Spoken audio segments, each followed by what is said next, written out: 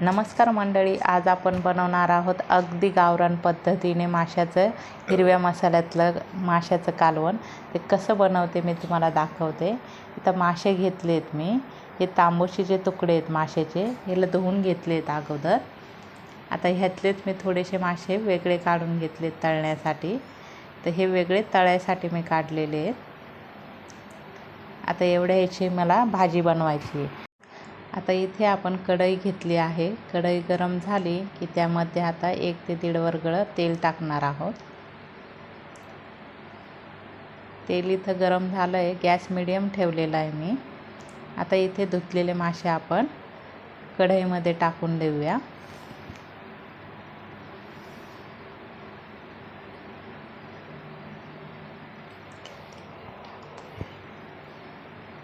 आता इथं थोडीशी हळद टाकणार आहोत आणि अगदी थोडंसं मीठ टाकणार आहोत. बघा, थोडंसंच मीठ टाकलेलं आहे. आता इथं एकदम आल्हादी आपल्याला उलथण्याने मासे वर खाली करून घ्यायचे आहेत. एकदम आरामात करा, नाहीतर मासे तुटतात. आता माशाला थोडं थोडं पाणी सुटलेलं आहे बघा. असे वर खाली करून घेतले की आता इथं झाकण ठेवलं आहे. 1 ते 2 मिनटासाठी झाकण ठेवूया. पाणी सुटलेलं आहे माशांना बघा. आता जसं पाणी इथं आळलं की आता आपल्याला गॅस बंद करायचा आहे. मासे आपल्याला शिजवायचे नाही आहे जास्त, बस फक्त गरम करून घ्यायचे होते. आता मासे बनवण्यासाठी इथं मसाला घेतला आहे. तर इथं 7 ते 8 हिरव्या मिरच्या घेतल्या आहेत. 5-6 लवंग, 5-6 मिरे, अर्ध चक्रीय फूल, काळे दगड, धने आणि इथं खसखस घेतलेली आहे. आता हिरव्या मसाल्याचं कालवण म्हणून कोथिंबीर जास्त घ्यायची आहे. लसूण घेतला आहे. अद्रक घेतली आहे बघा 1 इंच. आता इथं मीडियम 1 कांदा घेतला आहे. थोडा खोबऱ्याचा तुकडा घेतला आहे. तुम्हाला प्रमाण दिसत असेल फोनमध्ये. तवा आता गॅसवर ठेवलेला आहे. तवा गरम झाला की आता तेल टाकून घेतलं आहे बघा खोबरं भाजण्यासाठी. तर खोबऱ्याचे 2 तुकडे केले होते. खोबऱ्याला व्यवस्थित असा लालसर रंग सुटेपर्यंत आपल्याला भाजून घ्यायचा आहे. डार्क कलर आला की मग खोबरं आपलं भाजलं गेलं समजा. बघा, असंच भाजायचं आहे आपल्याला. गॅस मीडियम ठेवलेला आहे मी. आता इथं चिरून कांदा घेतला आहे. त्या कांद्यालाही आता परतून घेऊया. मीडियमवर आचेवरच आपल्याला मसाला भाजायचा आहे. मीडियम करा, नाही तर कमी करा, मोठा करू नका. आता आपण मिरच्या टाकून घेतल्या आहेत. मिरच्या तुम्हाला जर जास्त वाटत असेल तर कमी घ्या, तुमच्या अंदाजाने घ्या. आता सगळा मसाला आपण कांद्यामध्ये टाकून घेणार आहोत.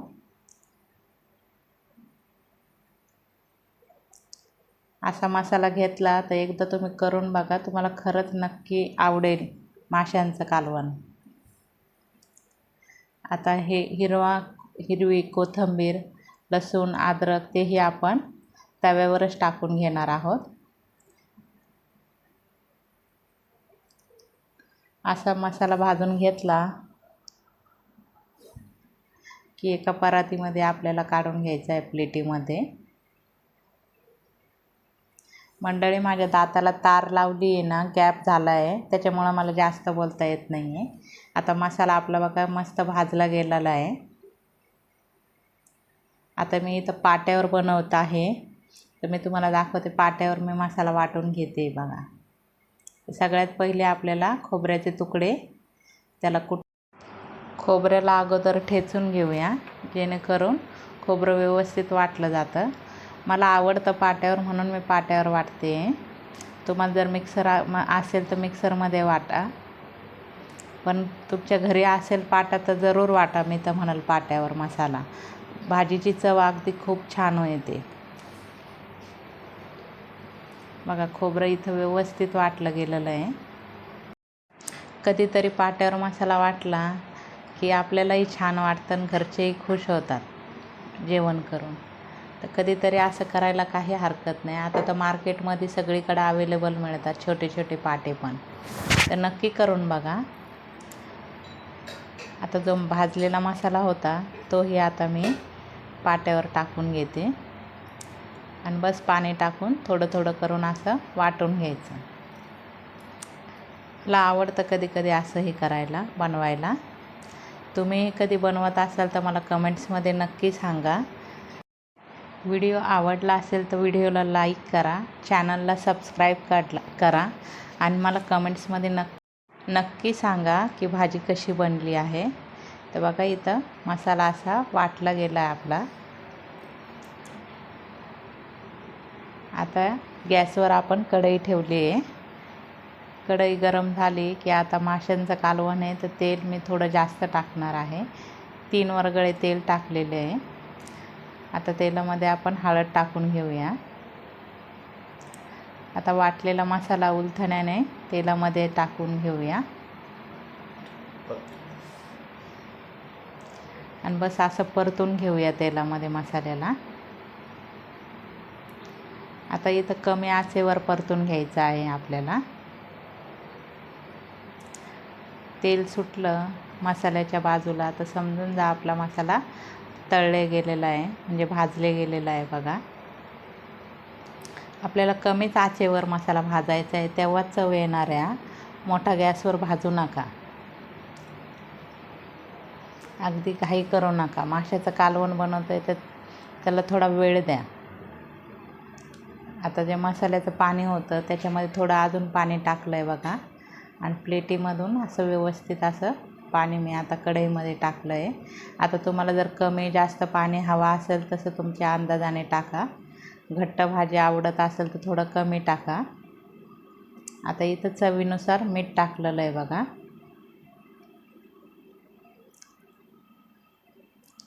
थोडं कमी टेस्ट करून बघितलेली आहे, त्याच्या अंदाजावर मी मीठ टाकलेलं आहे. आता बघा मस्त असं कोथिंबीरीचं बघा कलर आलेला आहे वर, जे आपण मसाल्यामध्ये वाटला आहे. आता भाजीला उकळी आली की आपण इकडं मासे आता व्यवस्थित असे टाकून घेऊया कालवणमध्ये.